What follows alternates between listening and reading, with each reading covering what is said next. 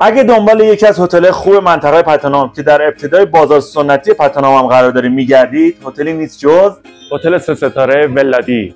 طبقه همکف این هتل یه مینی پاساژه که خودش داره چندین مغازه، کافه، غذاخوری، لباسپوشی و حتی یه مغازه ارسال مرسوله هم هستش.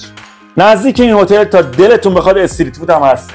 این هتل یه مسیر پیاده‌روی یه تا بیگ سی، سنترال ورد و ایستگاه قایق تاکسی پتنام داره.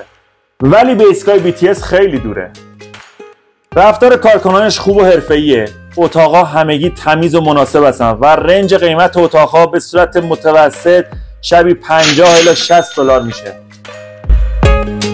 صبحانه این هتل سرویسه و تعداد آیتم هاش خوب و قابل قبوله. و تقریبا شما از هر ملیت با هر سلیقه‌ای که باشید، صبحانه اینجا شما رو راضی میکنه. توی لابی این هتل یه قسمت برای استفاده از لپتاپ و قرارهای کاری و تجاری شما هم تعبیه شده. اتاق ماساژ هم با ویو خیلی زیبا از شهر برای شما که عاشق ماساژی در دسترسه.